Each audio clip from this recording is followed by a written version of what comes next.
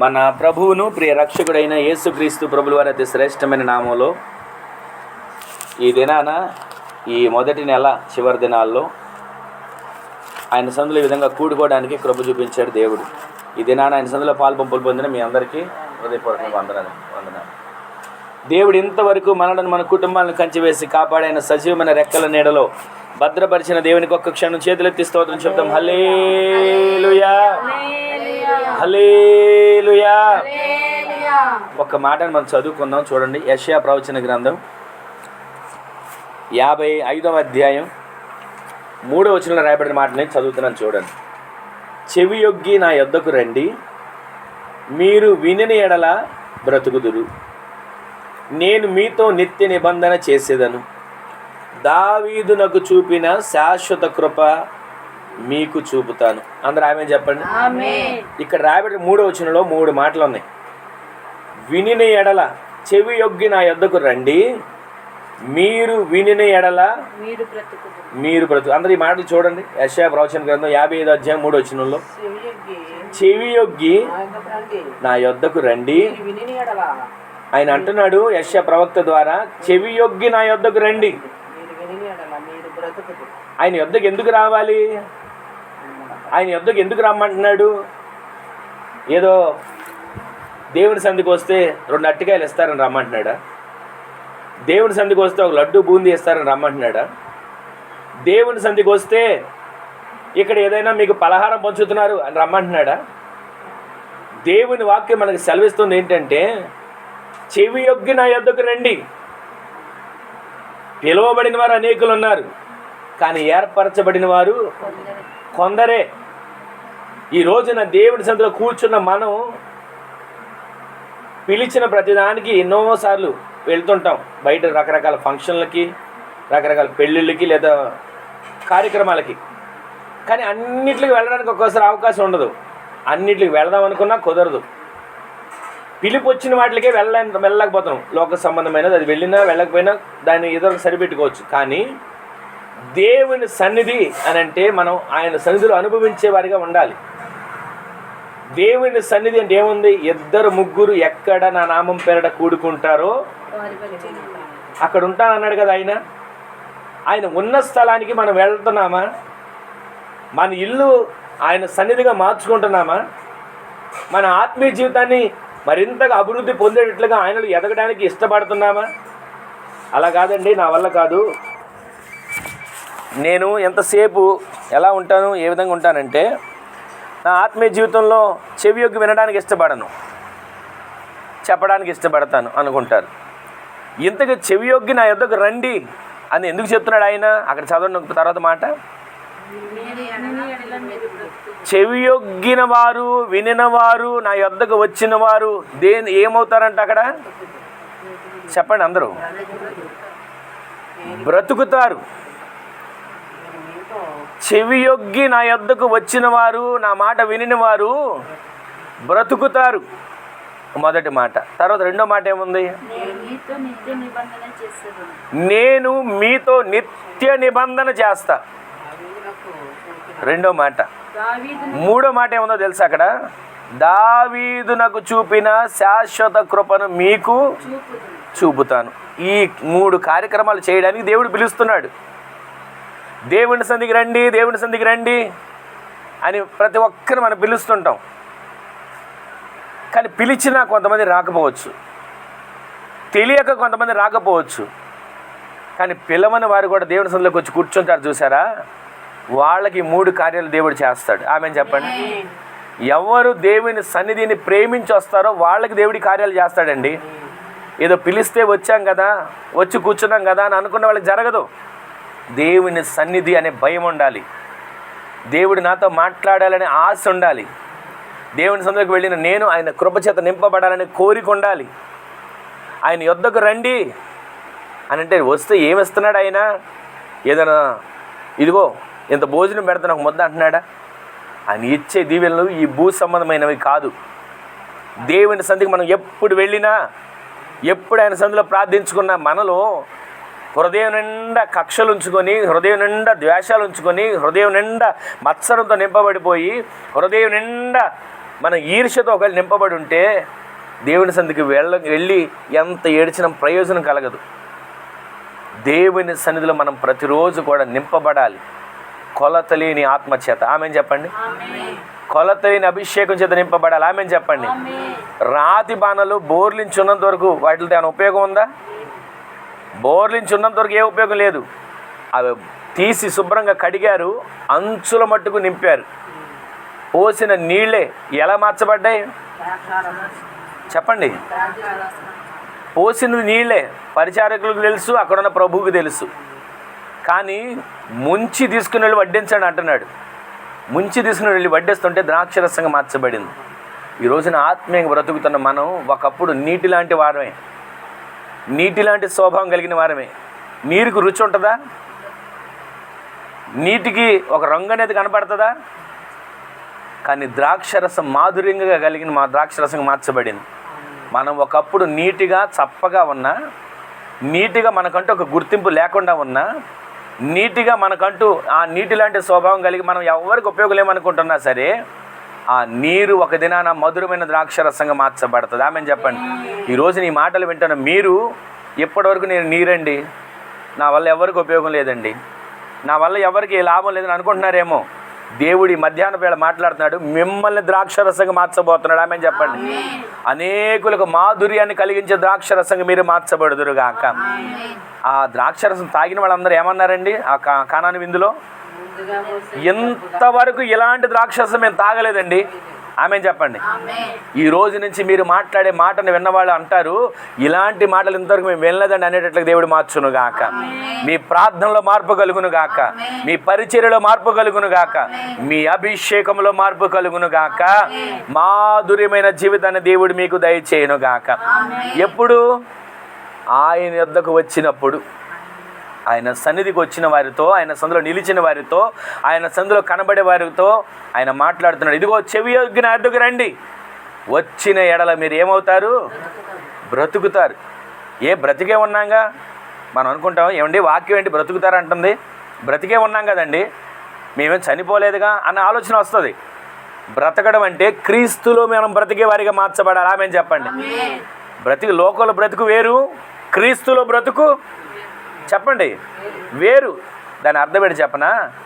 లోకంలో అందరం బ్రతుకుతామండి అంగరంగ వైభవంగా, అన్ని రంగాల్లో ఆరితేరి, ఉన్నతమైన ఉద్యోగంలో, కట్టుకున్న భవనంలో, కలిగి ఉన్నటువంటి కార్లలో బ్రతుకుతున్నాం. కానీ క్రీస్తులో బ్రతకడం ఏంటో తెలుసా? అన్నీ ఉన్న వాళ్ళకి సంతోషం ఒక రకంగా ఉంటుందండి. మన దగ్గర ఏమీ లేకపోయినా సరే క్రీస్తు నాతో ఉన్నాడు. ఆమెను చెప్పండి. ఆయన నాతో ఉన్నాడని బ్రతుకు మనకు మాధుర్యాన్ని ఇస్తుంది. ఈ రోజున మనకి డబ్బు లేకపోవచ్చు, వెండి లేకపోవచ్చు, బంగారం లేకపోవచ్చు, స్థలాలు లేకపోవచ్చు, విలువైన భవనాలు లేకపోవచ్చు, కానీ క్రీస్తును కలిగి ఉన్న మీరు బ్రతుకుతున్నారు. ఆమెను చెప్పండి. మనము డబ్బుతో బ్రతకట్లా, బంగారంతో బ్రతకట్లా, క్రీస్తుతో మనం బ్రతుకుతున్నాం, ధన్యులం. ఆమెను చెప్పండి. చెవి యొగ్గి ఆయన వద్దకు వచ్చేది దేనికి? ఆయనతో మనం బ్రతకడానికి. ఇక్కడున్న కొంతకాలం 70-80 సంవత్సరాలు బ్రతకడం కాదండి, యుగ యుగాలు దేవునితో బ్రతికేటట్లుగా దేవుడు మనల్ని నియమించాడు. ఆమెను చెప్పండి. ఈ రోజు నీ మాటలు వింటున్న మన జీవితంలో విస్తారమైన ప్రసంగం కాదు, కానీ మీకు 2 మాటలు జ్ఞాపకం చేయాలని ఇక్కడ నేను కూర్చున్నా. అదేంటంటే, మనం ఆయన యొద్దకు రావాలి. ఆయన యొద్దకు వస్తే మనం బ్రతుకుతాం. ఆయన యొద్దకు వస్తే ఆయన మనతో ఒక నిత్య నిబంధన తెలియజేస్తాడు. ఆయన యొద్దకు వచ్చిన వాళ్ళకి ఆయన చేసేటువంటి ఒక ముఖ్యమైన 3 పని ఏంటో తెలుసా? ఈ పై 2 మాటలు నేను మీకు తెలియచేయట్లేదు, కానీ 3వ మాట మీకు చెప్తాను, వినండి. దావీదునకు చూపిన శాశ్వత కృప మీకు చూపుతాడు. ఆమెను చెప్పండి. పైన 2 విషయాలు మనకు బాగా తెలిసిన మాటలే. బ్రతకడం అంటే మనకు తెలుసు, దేవుళ్ళు బ్రతకడం అంటే మనకు తెలుసు, నిత్య నిబంధన అంటే మనకు తెలుసు. నోవాహు కాలంలో దేవుడు జలప్రళయం వచ్చిన తర్వాత నోవాహు దగ్గరికి వచ్చి ఒక మాట అంటాడు, ఇదిగో ఇక మీదట భూమిని శపించను, ఇలాంటి ప్రళయాన్ని మరలా రానివ్వను, ఇదిగో ఒక నిత్య నిబంధన చేస్తున్నా నీతో. ఆ నిత్య నిబంధనకు నీకు నాకు గుర్తేంటో తెలుసా? ఏంటిది? ఆకాశంలో ఒక ఇంద్రధనుస్సును పెట్టా. ఎప్పుడైనా నాకు ఒకవేళ కోపం వచ్చిందనుకో, వర్షం వచ్చినప్పుడు, ఒకవేళ ప్రళయమైన వర్షం, ప్రచండమైన వర్షం, భూమిని మరలా ముంచేసే వర్షం వచ్చింది అనుకో, వెంటనే ఇంద్రధనుస్సు వస్తుంది. దానిని చూసి నా కోపాన్ని చల్లార్చుకుంటా. నిత్య నిబంధన చేస్తున్నా. ఈ రోజున ఆయన మనతో నిత్య నిబంధన చేసేది మన మీద కోపం చూపించడానికి కాదు, నిత్యము ప్రేమను చూపించడానికి, కనికరించడానికి, మనకు వాత్సల్యం చూపించడానికి ఆయన నిత్య నిబంధన చేస్తున్నాడు. చివరిగా 3వ మాట అక్కడ ఏం రాసిందో తెలుసా? దావీదునకు చూపిన శాశ్వతమైన కృప మీకు చూపుతా. ఇప్పుడు ఈ మాట విన్నప్పుడు మనకి సంతోషంగానే ఉంటుంది. ఈ పై 2 మాటలు, చెవి యొగ్గు నా యొద్దకు రండి వస్తే మీరు బ్రతుకుతారు, చెవి యొద్దకు నా యొద్దకు రండి వస్తే మీతో నిత్య నిబంధన చేస్తా, చెవి యొగ్గు నా యొద్దకు రండి వచ్చిన మీకు దావీదునకు చూపిన శాశ్వతమైన కృప చూపుతా అంటే మనకు సంతోషంగానే ఉంటుంది. అయితే దావీదునకు ఏ రకంగా కృప చూపించాడు, ఏమి చేస్తే కృప చూపించాడు? రెఫరెన్స్లు ఏమి చదవక్కర్లేదు, ఏమి మనం తీయక్కర్లేదు. 3 విషయాలు మీ మనసులో ముద్రించబడే మాటలు మీకు చెప్తాను, వినండి. దావీదు ఇంతకీ అంతగా స్తుతి కృప పొందుకోవడానికి, శాశ్వతమైన కృప పొందుకోవడానికి కారణం ఏంటి చెప్పండి? ఎవరైనా ఒక మాట చెప్పండి. గట్టిగా ఆమె చెప్పండి. దేవుని సన్నిధిలో ఎల్లప్పుడూ ఆయన స్తుతిస్తూ ఉన్నాడు. గట్టిగా ఆమె చెప్పండి. ఈ విధంగా దావీదు శాశ్వత కృపను పొందుకున్నాడు అని అంటే మనం అనుకుంటాం, దావీదుకి ఇచ్చాడండి కృప, దావీదు పొందుకున్నాడండి కృప, ఆ ఇంటోళ్ళు పొందుకున్నారండి కృప, ఈ ఇంటోళ్ళు పొందుకున్నారండి కృప, మరి నేనెందుకు పొందుకోలేకపోతున్నా? ఆలోచించారు ఏ రోజైనా? అందరూ కృప పొందుకుంటున్నారు, అందరికి మేలు కలుగుతుంది, మనకెందుకు కలగట్లా అంటే మనము ఎల్లప్పుడూ ఆయన స్తుతించే గుంపులో ఉండాలి. ఆమె చెప్పండి. స్తుతించే వారికి అరణ్యంలో ఉన్నాడా? స్తుతిస్తూనే ఉన్నాడు. ఆ గొర్రెలు మేపుకుంటున్నాడా? స్తుతిస్తూనే ఉన్నాడు. ఎండలో ఉన్నా, వర్షంలో ఉన్నా, మంచులో నానుతున్నా ఆయనను స్తుతిస్తూ ఎల్లప్పుడు. ఎందుకంటే మనం చదివాం కదా, యెహోవాయే నా కాపరి, నాకు లేమి కలగదు. అంటే ఏంటి తెలుసా? కొదువు అనేది కలగదు. స్తుతించే వారికి కొదువ కలగదు, స్తుతించే వారికి లోటు అనేది ఉండదు. ఆమె చెప్పండి. ఏ ఇంట్లో స్తుతులు ఉంటాయో, ఏ ఇంట్లో స్తుతుల సింహాసనం ఉంటుందో ఆ స్తుతించే ఇంటిని అంగుళం కూడా దాటి దేవుడు బయటికి వెళ్ళాడు. ఆమె చెప్పండి. స్తుతించే వాళ్ళను దాటి వెళ్ళాడండి. అదే గుర్తు. దావీదునకు శాశ్వతమైన కృపను చూపించడానికి కారణం ఎల్లప్పుడూ ఆయన సందులో స్తుతి స్తుతి స్తుతి, ఎప్పుడు స్తుతించేవాడేనండి. ఆ స్తుతించిన దావీదును దేవుడు జ్ఞాపకం చేసుకొని గొర్రెల దొడ్డిలో ఉన్న దావీదును సింహాసనం మీద మహారాజుగా కూర్చోబెట్టాడండి. ఈ రోజున మనం అనుకుంటున్నాం, నా పరిస్థితి ఎంతండి, ఏ పూటకు అప్పుడు తెచ్చుకుంటే కానీ బ్రతకలేని పరిస్థితి, ఏ పూటకు ఆ పూటకు తెచ్చుకుంటే కానీ మా కడుపు నిండని పరిస్థితి, ఏ పూటకు అప్పుడు తెచ్చుకుంటే కానీ మా ఇల్లు గడవని పరిస్థితి మనం అనుకుంటున్నాం. మన దేవుని ఆలోచన అంటే తెలుసా? మనం దేన దశలో ఉండడం కాదు, ఎక్కడ ఉన్నా ఆయన స్తుతించే వాళ్ళని దేవుడు మహారాజు చేస్తాడు. ఆమె చెప్పండి. ఈ రోజున దావీదునకు చూపిన శాశ్వతమైన కృప మీ కుటుంబాలకు దేవుడు చూపించాలంటే మొట్టమొదటి మీరు ఏం చేయాలి? ఆయనను స్తుతించే గుంపులో మీరు ఉందురుగాక. ఏమండి, ఎప్పుడు స్తుతించాలి? ఎలా స్తుతించాలి? ఒక సమయాన్ని స్తుతించాలా, లేదా మధ్యాహ్నం స్తుతించాలా, అర్ధరాత్రి స్తుతించాలా, సాయంకాలం స్తుతించాలి మీరు అనుకుంటారు. ఎప్పుడైనా మీకు వీలు కుదిరినప్పుడల్లా మీ నోట ఏముండాలి? స్తుతి యాగం మీరు అర్పించేటట్లుగా మీరు మార్చబడితే, మీ ఇల్లు స్తుతుల ధూపంతో నింపబడితే ఆ ధూపం దగ్గరికి దేవుడు దిగి వచ్చి మీ ఇంటిని ఆవరిస్తాడు. ఆమె చెప్పండి. మీ ఇంటిని దేవుడు ఆవరించిన తర్వాత ఇంకా లోటేముంటుంది? మీ ఇంటిని దేవుడు ఆవరించిన తర్వాత ఇక చీకటి ఎక్కడి నుంచి వస్తుంది? మీ ఇంటిని దేవుడు ఆవరించిన తర్వాత అసమాధానం, గొడవలు ఏ దారి నుంచి వస్తాయి? ఇంకా ఇంట్లో ఎల్లప్పుడూ స్తుతి యాగం ఉండాలి, స్తుతుల సింహాసనం ఉండాలి, స్తుతుల ధూపం ఉండాలి. దాని ద్వారా మీ ఇల్లు కృపతో నింపబడును గాక. ఏ కృపది? చెప్పండి, అందరూ నోటితో చెప్పండి. శాశ్వతమైన కృపతో దేవుడు మీ ఇంటిని నింపబోతున్నాడు. ఆమె చెప్పండి. అరణ్యంలో ఉన్నాడా? ఎల్లప్పుడూ ఆయన స్తుతే. మీరు ఏమండి, నాకు స్తుతించడం కుదరట్లేదండి, ఎలా స్తుతించడం నాకు రావట్లేదని అనుకుంటున్నారా? పని చేసుకుంటుంటారా? దేవా నీకు స్తోత్రం అయ్యా, ఇల్లు ఇచ్చావయ్యా నీకు స్తోత్రం, బిడ్డల్ని ఇచ్చావయ్యా నీకు స్తోత్రం, చేతి పనిని ఇచ్చావయ్యా నీకు స్తోత్రం, నెమ్మదిని ఇచ్చావయ్యా నీకు స్తోత్రం. నోటితో చెప్పి చూడండి. ఇదిగో ఇవాళ తారీఖు వేసుకోండి, 28వ తారీఖు జనవరి, మొదటి నెల. రాబోతున్న నెలలో మీరు స్తుతుల ద్వారా దేవుని సందులో మీరు గడిపి చూడండి. వచ్చే నెలలో మీరు సాక్షులుగా నిలబడబోతున్నారు. ఆమె చెప్పండి. దేవుడు ఆ కార్యాలు మీ ఇంట్లో జరిగించునుగాక. ఎల్లప్పుడూ స్తుతించండి, పిల్లలకు నేర్పించండి. పిల్లలు కూడా నోటితో స్తుతించడం నేర్పించండి. ఆ స్తుతుల మూలంగా పిల్లలను దేవుడు ఉన్నతమైన స్థానంలో నిలబెడతాడు, వారి భవిష్యత్తు దీవెనకరంగా మారుస్తాడు. ఆ విధంగా మీరు చేస్తే అక్కడ ఏముంది? దావీదునకు చూపినటువంటి శాశ్వతమైన కృప మీకు కూడా చూపుతాడు. మనకి శాశ్వతం కృప చూపాలంటే మనం స్తుతించాలి. రెండవది పని ఏం చేయాలి చెప్పండి. దావీదు ఏం చేసేవాడు? రెండవదిగా ఎల్లప్పుడూ దినానికి రోజుకి ఎన్నిసార్లు చేసేవాడు ప్రార్థన? 7 సార్లు. బైబిల్ గ్రంథంలో ఉంటుంది 7 సార్లు అని. మనం ఎన్నిసార్లు చేస్తాను?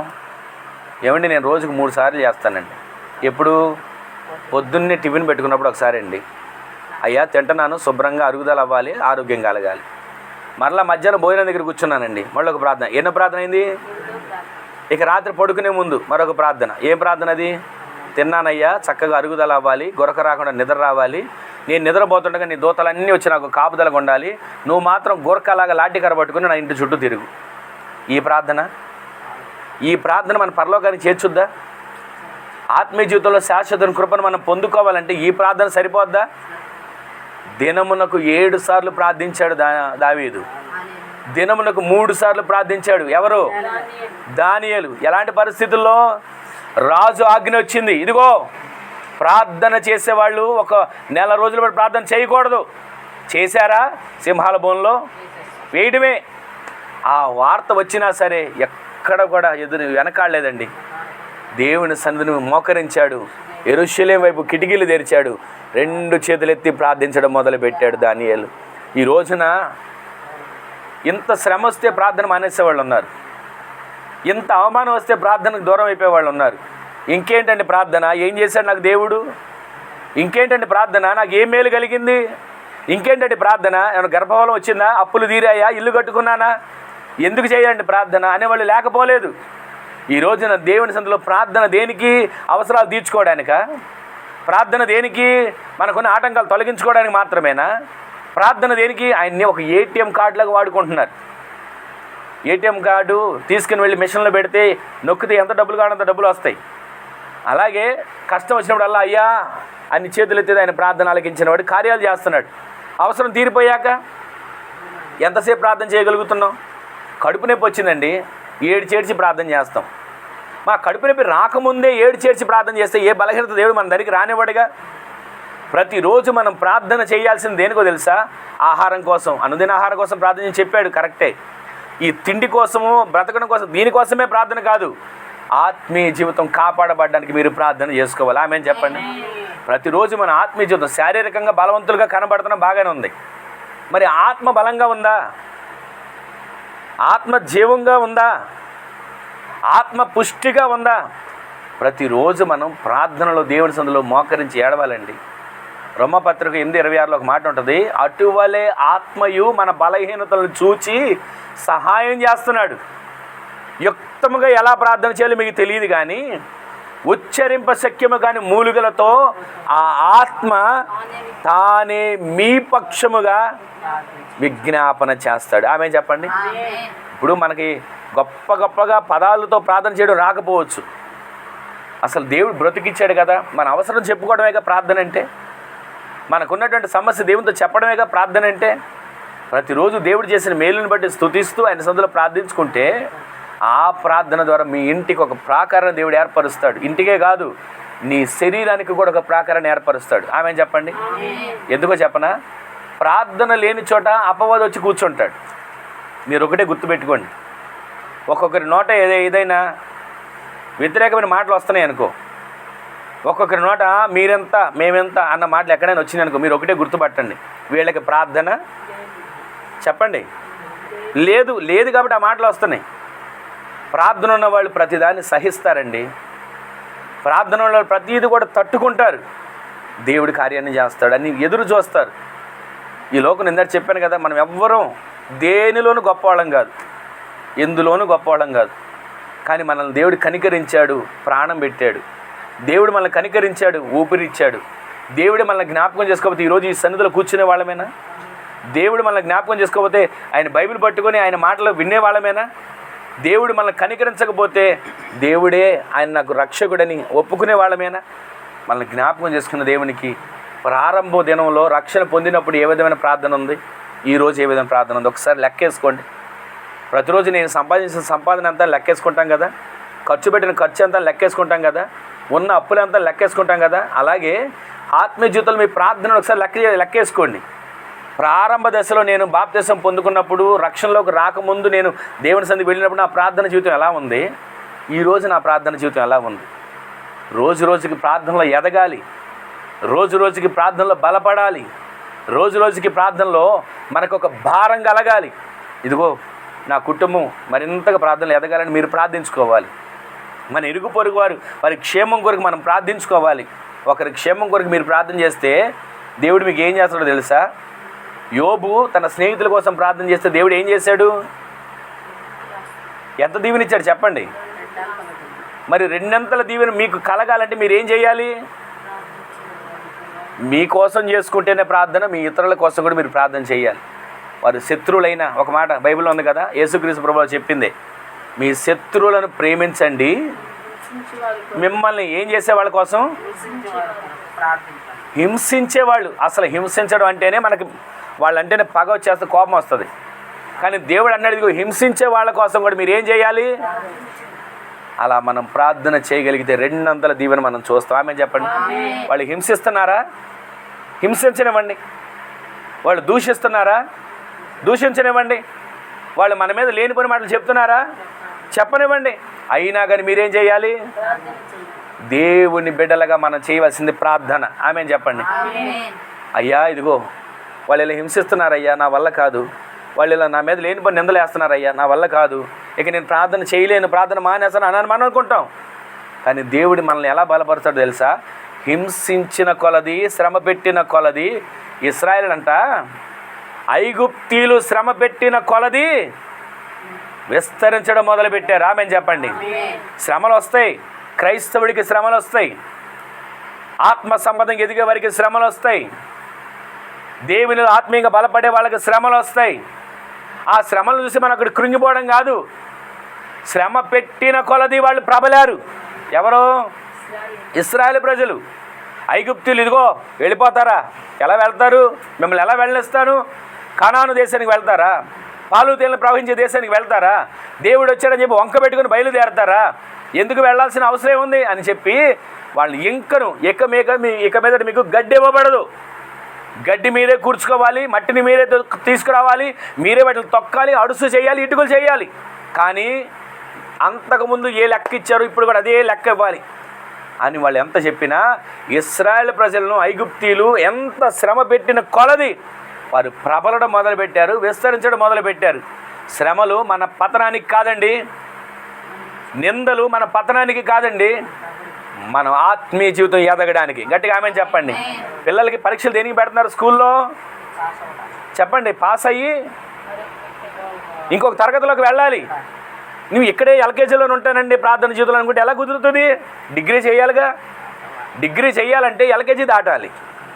అలాగా ఎల్కేజీ డైరెక్ట్ డిగ్రీలో మన పిల్లలు ఎవరైనా వేసేవాళ్ళు ఉన్నారు చెప్పండి? ఒకవేళ వేసినా డబ్బు కట్టి వాళ్ళకి ఏమాత్రం చదువు అవ్వదు. ఈ రోజున ఆత్మీయ జీవితంలో ఎదుగుతున్న మనం ఒక్కటే గుర్తుపెట్టుకోండి, శ్రమ పెట్టిన కొలది, శ్రమ పడుతున్న కొలది మనం విస్తరించబోతున్నాం. ఆమె చెప్పండి. ఆత్మీయతలో విస్తరించబోతున్నాం. ఆమె చెప్పండి. ఒకప్పుడు ప్రజలను తరిమి చంపిన సౌలు, అసలు ప్రజల్ని క్రైస్తవులు అనబడి వాళ్ళు చంపాలని చెప్పి కంకణం కట్టుకొని ఒక ముద్ర తీసుకొని వెళ్తున్న సౌలు ఒక చోటకి వెళ్ళేసరికి దేవుని స్వరాన్ని విన్నాడండి. మెరుపు వచ్చి పడేపటికి కళ్ళు మూసుకుపోయిన వాడే కింద పడిపోతే స్వరాన్ని విన్నాడు. స్వరాన్ని వింటూ దేవుడు అంటాడు, సౌలా సౌలా ఎంతకాలం నన్ను హింసిస్తావంటే అక్కడ ఒక మాట అంటాడు, నువ్వు ఎవడవయ్యా? అసలు అక్కడ పదం ఎంతగా చక్కగా రాయబడిందంటే ఎవరో అని కూడా అన్నాడు, అసలు నువ్వు ఎవడవు అంటాడు.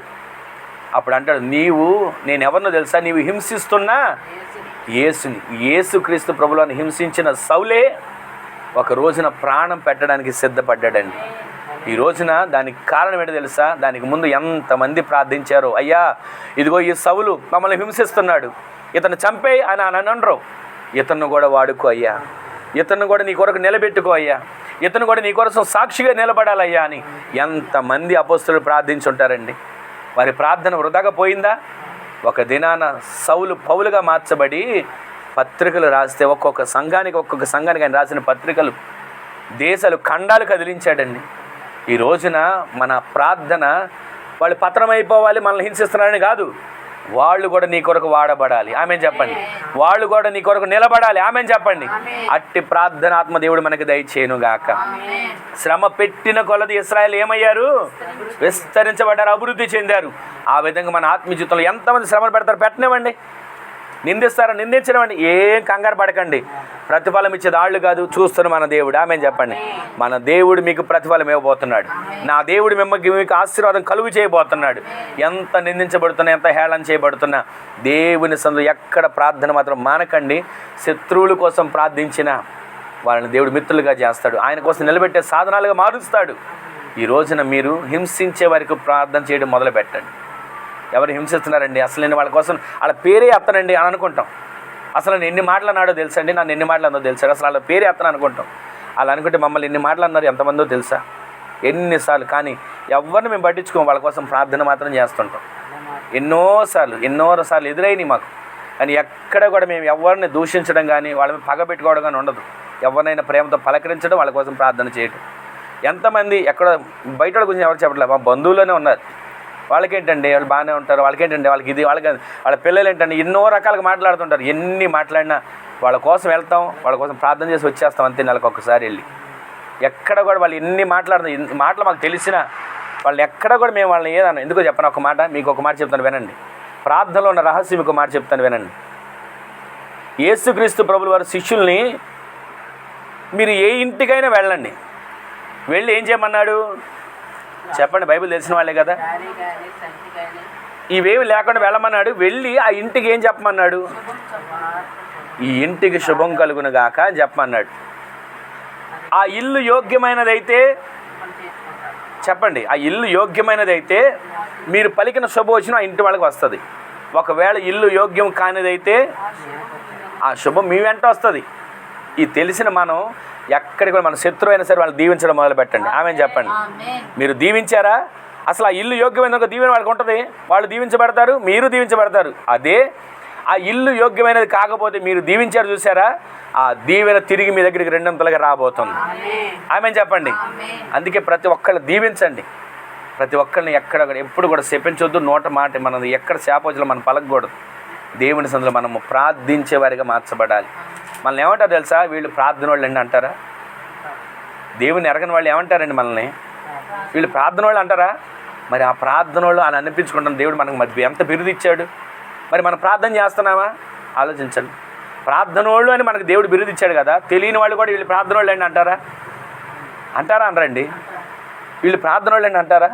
మరి ఆ ప్రార్థనలని ఒక బిరుదు ఇచ్చాడే, మనం ప్రార్థన వీరులుగా మార్చబడుతున్నామా చెప్పండి. ప్రతిరోజు ప్రార్థన, ఇంట్లో కుటుంబంగా ప్రార్థన ఉండాలి, బిడ్డలతో కలిసి ప్రార్థన ఉండాలి, వ్యక్తిగతంగా ప్రార్థన ఉండాలి. దేవుని సన్నిధిలో ఎల్లప్పుడూ మనము ప్రార్థించగలిగితే దావీదునకు చూపిన శాశ్వత కృప మీకు చూపుతాడు. ఎన్నో విషయాలు ఉన్నాయి ప్రార్థనలో, నేను క్లుప్తంగా ముగిస్తున్నా. అదేంటంటే దావీదు ఎల్లప్పుడు ఏం చేశాడు, ఎందుకని ఆయన అంత కృప చూపించాడు, శాశ్వత కృప స్తుతించాడు ఎల్లప్పుడు. రెండవది ఎల్లప్పుడూ ప్రార్థించాడు. అయితే ఇంకా నేను చెప్పాల్సిన మూడో మాట ఏంటంటే, మీరు కూడా అంటే శాశ్వత కృప చూపించబడాలంటే ఈ రెండింటితో పాటు ఇంకొక పని చేయాలి. ఏం పని చేయాలి? ప్రతిరోజు వాక్యాన్ని చదవాలి. ఆమె చెప్పండి. చదువుతున్నారా వాక్యాన్ని? ప్రతిరోజు వాక్యాన్ని చదువుతున్నారా? ఏమంటే నాకు చదువు రాదండి అని అనుకుంటారు. కానీ చదువు వచ్చినా రాకపోయినా పిల్లలతో ఒక్క అధ్యాయం చదివించుకొని వినండి. ప్రతిరోజు వాక్యాన్ని చదవండి. నేను ఎన్నోసార్లు చెప్పాను కదా, వాక్యం మనకు అర్థం కావట్లేదండి అని అనుకుంటాం, చదువుతున్నాను కానీ నాకేం తెలియట్లేదని అనుకుంటాం. మీరు చదవండి. ఆ వాక్యం చదవడం ద్వారా మీరు పరిశుద్ధపరచబడతారు. ఎఫెసీ పత్రం ఉంటుంది కదా, వాక్యం అనే ఉదక స్నానము చేత మిమ్మును మీరు పరిశుద్ధపరచుకోండి. ఈ వాక్యము మనకు ఉదక స్నానం. ఒక 2 రోజులు స్నానం చేయకుండా ఉండండి, పనిచేసి ఎలా ఉంటారు? మరి మన ఆత్మీయ జీవితం పరిశుద్ధపరచబడకోకుండా ఉంటే మన ఆత్మీయ జీవితం కుళ్ళు వాసన వస్తుంది. పైకి భక్తి కలిగిన వారిగా ఉంటాం. యోహాన్ గారు అంటాడు కదా, సున్నము కొట్టినా ఎందుకని ఆ మాట అనగలిగాడు? పైకి మాత్రం భక్తి, నా అంత భక్తిపరుడు లేడు అన్నట్లుగా కనబడతాం, లోపల హృదయంలో మాత్రం సున్నం కొట్టిన సమాధులాగా ఉన్నాయంట. పైకి సున్నం కొట్టి తెల్లగా కళకళలాడుతుంటే సమాధులు, కానీ లోపల కుళ్ళిపోయి కంపు కొట్టి ఎముకలు మిగిలిన పరిస్థితులు ఉంటాయి. అలాంటి స్వభావం మనకు ఉండకూడదు.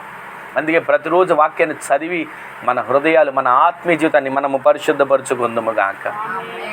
భక్తుడు అంటాడు కదా దావీదే, నీ వాక్యమే నా పాదములకు దీపము, 119వ కీర్తనలో నా త్రోవకు వెలుగు. మరొక చోట అంటే 119:50 అనుకుంటా, నీ వాక్యమే నన్ను బ్రతికించున్నది, నా బాధలలో ఇదే నాకు నెమ్మది ఇచ్చింది. ఎందుకని? వాక్యం ఆదరించుద్ది, వాక్యం బలపరుచుద్ది, వాక్యం అలా హత్తుకుంటుంది. మీరు ఎప్పుడైనా వాక్యం వైపు చూడండి, దేవుడు మాట్లాడడం మొదలు పెడతాడు. మీరు అసలు బైబిలే తెరవకుండా ఆదివారం ఒక పూట వెళ్ళి బైబిల్ తీసుకుని వెళ్ళి మరలా తీసుకొచ్చి జాగ్రత్తగా దాచి దుమ్ము దులుపుకొని మరలా ఆదివారం తీసుకెళ్తే ఉపయోగం ఉంటుంది. ప్రతిరోజు వాక్యాన్ని చదవాలి. ఈ కొత్త సంవత్సరంలో ఈ మొదటి నెలలో ఎందుకో ఈ 2 మాటలే చెప్పాలని నాకు ఆశ కలిగి ప్రేరేపణ కలిగి నేను చెప్తున్నా. దావీదునకు చూపిన శాశ్వత కృప మీకు చూపాలి అని అంటే మీరు ఎల్లప్పుడూ ఏం చేయాలి? చెప్పండి గట్టిగా.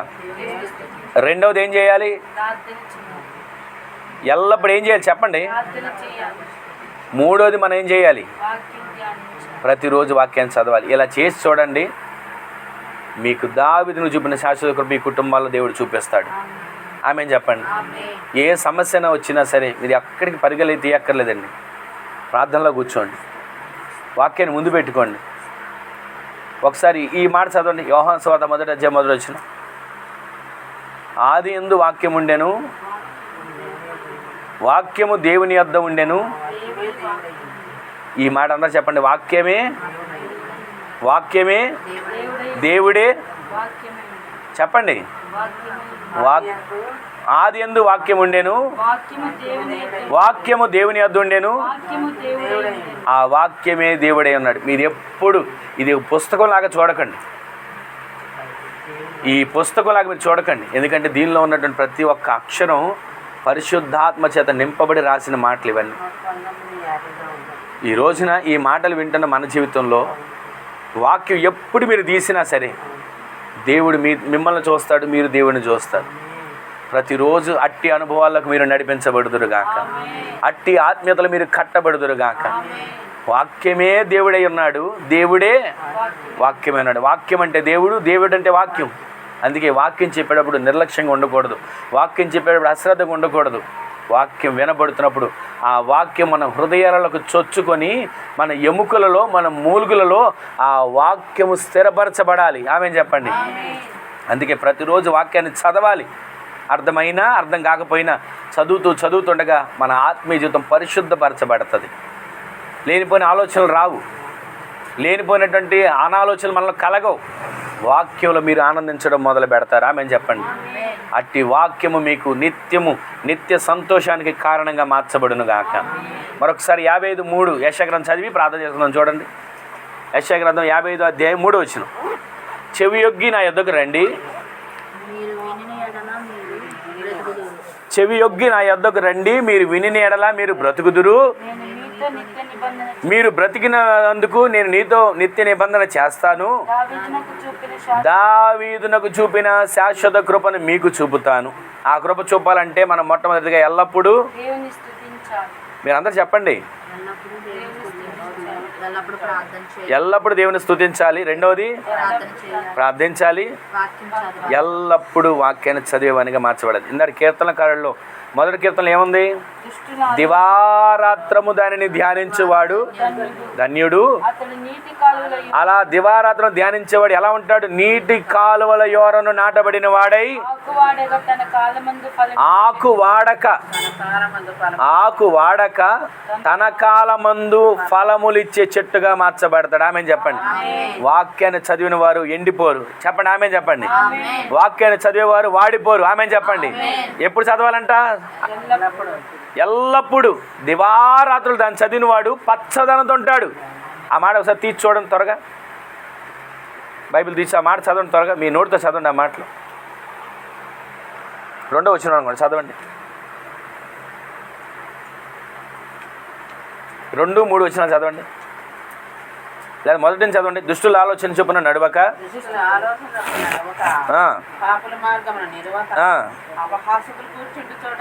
ఈ 3 మాటలు వినండి. ఫస్ట్ ఏమన్నాడండి? నడవక. రెండవది నిలవక. నడవకూడదు, నిలవకూడదు. ఈ 3 చేయకుండా మనం ఏం చేయాలి? పరుగులు తీయాలి ఆత్మీయతలు. ఆమె చెప్పండి. పరుగులు తీస్తూ ఏం చేయాలంటండి? యెహోవా ధర్మశాస్త్రమునందు ఆనందించాలండి. అసలు ఈ వాక్యం నాకు దొరికినందుకు నాకు సంతోషం అని ఆనందించాలి. ఆమె చెప్పండి. ఒక చోట అంటాడు కదా, ఈ వాక్యం నాకు దొరికినందుకు క్రొవ్వు మెదడు దొరికినంత ఆనందంగా ఉంది, జుంట తేనె దారుల కంటే నీ మాటలే నాకు మధురమయ్యా. ఒక భక్తుడు అంటాడు, అయ్యా నీ గ్రంథాన్ని నేను భుజించాను. ఈరోజు చదవగలుగుతున్నామా? ప్రతిరోజు ఒక్క అధ్యాయం చదవగలుగుతున్నామా? సంవత్సరం అంతా దేవుడు ఆరోగ్యం ఇచ్చి మరొక సంవత్సరంలోకి ఆయుష్ను పొడిగించాడే. ఒక్క సంవత్సరంలో ఒక కరెక్ట్గా మనం మొదలు పెడితే సంవత్సరంలో బైబిల్ గ్రంథం పూర్తవుతుంది. భక్తి సీనియారిటీ ఉంది. భక్తులు ఎన్ని సంవత్సరాలు చెప్పుకుంటున్నాం, కానీ ఎన్నిసార్లు మనం బైబిల్ గ్రంథం చదివాం? ఎన్నిసార్లు దేవునితో అంటుకట్టబడి పరిశుద్ధపరుచుకున్నాం? ఒక్క క్షణం ఆలోచించండి. యెహోవా ధర్మశాస్త్రమునందు దివారాత్రములు ధ్యానించువాడు ధన్యుడు. అతడు ఎలా ఉంటాడంట? ఆకు వాడక తన కాలమందు ఫలమిచ్చే చెట్టులాగా ఉంటాడు. ఆమె చెప్పండి. ఆకు వాడదు. దేవుని సందులో వాక్యం చదివేవాడు ఆకులు వాడవు. ఆమె చెప్పండి. ఆత్మీయ జీవితం వాడిపోదు. ఆమె చెప్పండి. ప్రతిరోజు మీరు వాక్యాన్ని చదవండి, మీ ఇల్లు పచ్చదనంతో నింపబడబోతుంది. నీటి కాలువల యోరను నాటబడిన మొక్కగా మీరు నివాసం చేయబోతున్నారు. ఆమె చెప్పండి. మీ వేరు ఎండిపోదు. ఆమె చెప్పండి. మీ ఆకులు వాడిపోవు. ఆమె చెప్పండి. మీ ఆత్మీయ జీవితంలో ఎల్లప్పుడూ చిగురించే అనుభవంలోకి మీరు నడిపించబడుదురుగాక. దేవుడు ఈ మాటలన్నీ మన హృదయాల్లో స్థిరపరిచేటట్లుగా ఒక్క క్షణం తలలు వంచండి, ప్రార్థన చేసుకుందాం. అందరూ కూడా తలలు వంచండి, ప్రార్థన చేసుకుందాం. మహిమగల మా తండ్రి, ఇంతవరకు కూడా నాయన నీ సన్నిధిని మాకు తోడుగా ఉంచారు. నీ రెక్కల నీడలో భద్రపరిచారు. ఆత్మీయ జీవితంలో నాయన మేము ఏ విధంగా ఉంటే శాశ్వత కృపను పొందుకుంటామో నాయన, ఎంతవరకు కూడా మీరు మాకు తేటగా తెలియజేసి మీరు మాట్లాడిన ప్రతి మాటను బట్టి మీకు కృతజ్ఞతాస్తుతులు చెల్లిస్తున్నానయ్యా. ఇదిగో నాయన, చెవి యొగ్గి నా యొద్దకు రండి, మీరు నా యొద్దకు వచ్చిన ఎడల మీరు బ్రతుకుతారు, నేను మీతో నిత్య నిబంధన చేస్తాను, దావీదునకు చూపిన శాశ్వత కృప మీకు చూపుతానని ఎంత తేటగా మీరు మాట్లాడుతూ వచ్చారయ్యా. ఈ రోజున మేము పైకి బ్రతుకున్న వారిలాగా ఉంటూ ఆత్మీయ జీవితంలో ఒకవేళ చనిపోయిన స్థితిలో ఉన్నామేమో, ఈ రోజు నుంచి మేము బ్రతికిన వ్యక్తులుగా మార్చబడాలయ్యా. మాలో ఉన్నటువంటి ప్రతి విధమైనటువంటి నాయన అసమర్థత తొలగిపోవాలి. ఆత్మీయతలో మరింతగా మేము వేరుబాటు కలిగిన వారిగా మార్చబడాలి ప్రభువా. ఎల్లప్పుడూ నిన్ను స్తుతిస్తానయ్యా, ఎల్లప్పుడూ నీ సన్నిధిలో ప్రార్థిస్తానయ్యా, ఎల్లప్పుడూ నీ వాక్యాన్ని ధ్యానిస్తానయ్యా అంటూ ఎవరెవరు దేవుని సన్నిధిలో ప్రార్థించుకుంటున్నారో, ఎవరెవరు తీర్మానం చేసుకుంటున్నారో ప్రభువా, బిడ్డలందరినీ జ్ఞాపకం చేసుకోండి. తక్షణం ప్రార్థన చేసుకోండి అయ్యా. నేను ఎల్లప్పుడూ నిన్ను స్తుతిస్తానయ్యా, ఎల్లప్పుడూ నీ సన్నిధిలో ప్రార్థిస్తానయ్యా, ఎల్లప్పుడూ నీ సన్నిధిలో నాయన వాక్యాన్ని ధ్యానిస్తాను ప్రభువా. నా ఆకు ఎండిపోకూడదయ్యా, నా ఆత్మీయ జీవితం ఎండిపోకూడదయ్యా. నీటి కాలువల ఎవరను నాటబడిన పచ్చని చెట్టులాగా మా ఆత్మీయ జీవితం చిగురించాలి ప్రభువా. కార్యాన్ని చేయండి నాయన, కార్యాన్ని చేయండి నాయన అంటే ఒక క్షణం ప్రార్థన చేసుకోండి. మహిమగల మా తండ్రి, మరొకసారి మీ పాదాల చెంతకు చేరుతున్నామయ్యా. ఇదిగో ఇది నాన్న, ఈ విధంగా మీ సందులో మేము కూడుకొని కొంత సమయం మీ పాదాల చెంత చేరి ఉండగా ఒక్కొక్కరిని మమ్మల్ని జ్ఞాపకం చేసుకోనండి. ఈ విధంగా నీ సందులో చేరిన మా జీవితాల్లో నీ చిత్తం నెరవేర్చబడాలి, నీ ఆలోచన సంకల్పాలు నెరవేర్చబడాలి. ఇదిగో ఆయన మీ దినాన్ని మాట్లాడినట్లుగా నీ సన్నిధిలో మేము నిత్యము స్తుతించేవారిగా, ఎల్లప్పుడూ స్తుతించేవారిగా ఉంటే, ఎల్లప్పుడూ నీ సన్నిధిలో మేము ప్రార్థించేవారిగా జీవిస్తే, ఎల్లప్పుడూ నీ వాక్యాన్ని దివారాత్రులు ధ్యానించేవారిగా మేము మార్చబడితే, అయ్యా దావీదునకు చూపిన శాశ్వతమైన కృప మాకు చూపుతానన్నవయ్యా. ఈ వాగ్దానం మా జీవితాల్లో నెరవేర్చబడాలి. ఆ విధంగా మేము బ్రతకడానికి మార్గాలు తెరవండి అయ్యా. నిన్ను స్తుతించి నీ సన్నిధిలో ప్రార్థించి నీ వాక్యాన్ని ధ్యానించే వ్యక్తులుగా మేము మార్చబడతాం. ఇదిగో నేను ఒక తీర్మానం చేసుకుంటున్నాం అంటే ఎవరెవరు నీ సన్నిధిలో తీర్మానం చేసుకున్నారు బిడ్డలందరూ తీర్మానాలను స్థిరపరచండి, నీ కొరకు సిద్ధపరచండి, నీ రాకడ కొరకు ఆయత్తపరచండి. ఈ విధంగా నా తండ్రి ఈ నెలలో జరిగిన ఈ కూడిక అంతటిని కూడా మీరు మహిమ కనుక జరిగించినందుకు కృతజ్ఞతలు తెలియజేస్తూ, మహిమ ఘనత ప్రభావాలు మీకు ఆరోపిస్తూ, నజరేయుడని యేసుక్రీస్తు పరిశుద్ధమైన శక్తిగల నామంలో స్తుతించి ప్రార్థించి అడిగి వేడుకొని పొందుకొని ఉన్నాము తండ్రి. ఆమేన్, ఆమేన్, ఆమేన్. మన తండ్రి అయిన దేవుని యొక్క ప్రేమ, కుమారుడును ప్రభువైన యేసుక్రీస్తు వారి యొక్క కృప, మహాకనికరం, పరిశుద్ధాత్మ దేవుని యొక్క న్యూన్య సహవాసమైన సన్నిధి ఇప్పుడును ఎల్లప్పుడూ నిరంతరము మనకును మనవలే ప్రార్థించే సకల పరిశుద్ధులకును కృప సదాకాలం సమృద్ధిగా తోడై ఉండు నడిపించునుగాక. ఆమేన్. హల్లెలూయా, హల్లెలూయా, హల్లెలూయా.